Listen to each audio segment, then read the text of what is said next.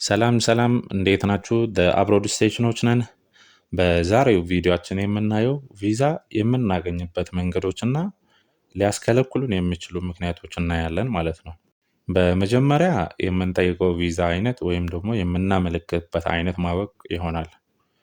ከዛ ቀጥሎ የዛ መስፈርቶች መለየት ይሆናል ማለት ነው። ለምሳሌ በአስቸኳይ ቪዛ የምንፈልግ ከሆነ አንደኛ ማለት አስቸኳይ ቪዛ ለምን ይሰጣል ብሎ የሚል ነገር ማወቅ አለብን። አስቸኳይ ቪዛ የሚሰጥባቸው ምክንያቶች ደግሞ አንደኛ ለሕክምና የምትሄድ ከሆነ፣ ሁለተኛ የቤተሰብ ቀጥታ አባል የሞት ሲያጋጥም እዛ ለመሳተፍ ማለት ነው። ሶስተኛ ለተማሪ ትምህርት የሚጀምርበት ቀን ቅርብ ከሆነ በእነዚህ ሶስት ምክንያቶች አስቸኳይ ቪዛ መጠየቅ እንችላለን ማለት ነው። ለጎብኚ ከሆነ ደግሞ ወይ ለጉብኝት ከሆነ ደግሞ የምንጠየቀው ጥያቄዎች ለምሳሌ መስፈርቶች አመልካቹ ተመልሶ ይመጣል ወይ ነው አንደኛውና ዋናው ጥያቄ። ይሄ ደግሞ ለማስረዳት ተመልሰህ እንደምትመጣ ደግሞ ለማሳየት ወይ ለማስረዳት እነሱ ከኛ የሚያዩት ወይ የሚጠይቁት ጥያቄዎች ደግሞ በመጀመሪያ አቅም አለህ ወይ ነው። ባንክ ስቴትመንት ወይም ደግሞ የአንተ አቅም እዛ ሀገር ስትጎበኝ የምትንቀሳቀስበት አለህ ወይ ነው። ከዛ የሆቴል ሪዘርቬሽን ይዘሃል ወይ አልያዝክም፣ ትኬት ሪዘርቬሽን ይዘሃል ወይ አልያዝክም፣ ከዛ የጉዞ ኢንሹራንስ አለህ ወይ የለህም፣ ከዛ ደግሞ ማለት ለሰራተኞች ወይም የቅጥር ስራ ላላቸው ሰዎች የፕሮፌሽናል አታችመንት ማቅረብ፣ ከዛ ለነጋዴዎች ሲሆን ደግሞ ቢዝነስ አታችመንት ማቅረብ፣ ያላቸው የቢዝነስ አይነት ማቅረብ ማለት ነው። ከዛ ደግሞ የጉዞ ታሪክ ወይም ደግሞ የት የት ሄደሃል የሚለው ይሆናል ማለት ነው። ይሄ ደግሞ አንድ ሰው ጥሩ የጉዞ ታሪክ ካለው ወደ ሀገሩ እንደሚመለስ የሚያሳይ ጥሩ ማስረጃ ይሆናል ማለት ነው። ለምሳሌ አንድ ሰው ብዙ ሀገሮች የሄደ ሰው ከሆነ ተመልሶ እንደሚመጣ አሪፍ ማረጋገጫ ይሆንለታል ማለት ነው።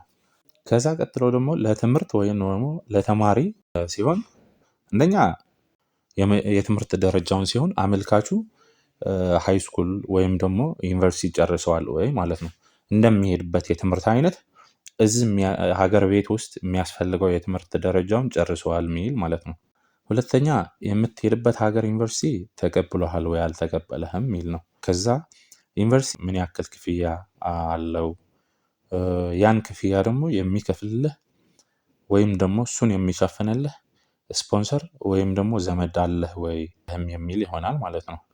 ከዛ ቀጥሎ እዛ የምትማረው ኢንተርናሽናል ስለሆነ ወይም ደግሞ አንተ ያመለከትከው ኢንተርናሽናል ከሆነ በእንግሊዝኛ ቋንቋ ስለምትማር የቋንቋ ብቃት አለህ ወይ የለህም የሚል ነው።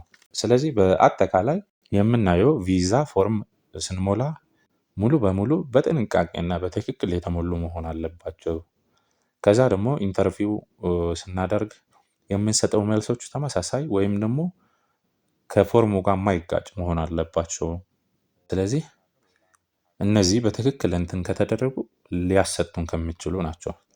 አሁን ደግሞ ወደ ሊያስከለክሉን ከሚችሉ ምክንያቶች አንደኛ ብቁ ምክንያት አለመኖር ማለት ነው። ለምሳሌ ወደ ሀገር ቤት የሚያስተሳስር በቂ ምክንያት አለመኖር። ይሄ ማለት ጥሩ ስራ፣ የገንዘብ አቅም፣ ትዳር፣ ልጅ፣ ትምህርት አለመኖር ሊያስከለክለን ይችላል ማለት ነው። ከዛ ፎርም በጥንቃቄ አለመሙላት። ይሄ ማለት ደግሞ ፎርሙ ሲሞላ እና ኢንተርቪው ላይ የምትመልሰው መልሶች የሚጋጭ ከሆነ ቪዛ እንከለከላለን ማለት ነው። በተጨማሪ ደግሞ ከአሁን በፊት ቪዛ ተከልክለን ከነበረ እሱም አንድ እንደ ምክንያት ሊሆን ይችላል ማለት ነው። ቀጣይ ደግሞ ፌክ ወይም ደግሞ ትክክለኛ ያልሆነ ዶክሜንቶች ማቅረብ፣ በመጨረሻም የሚጠየቁት መስፈርቶች በትክክል አለማሟላት ናቸው። ስለዚህ ለዛሬ ያዘጋጀናቸው መረጃዎች ይሄን ይመስሉ ነበር። በመረጃዎች አስተያየት፣ ሀሳብ ያላችሁ ወይም በቀጣይ ስለዚህ ነገር አቅርብልን የምትሉ ካላችሁ በኮሜንት መግለጽ ትችላላችሁ። በቀጣይ የምንለቀው ቪዲዮዎች ደግሞ ቶሎ እንዲደርሳችሁ ሰብስክራይብ ማድረግ አትርሱ። ስለተከታተላችሁን እናመሰግናለን።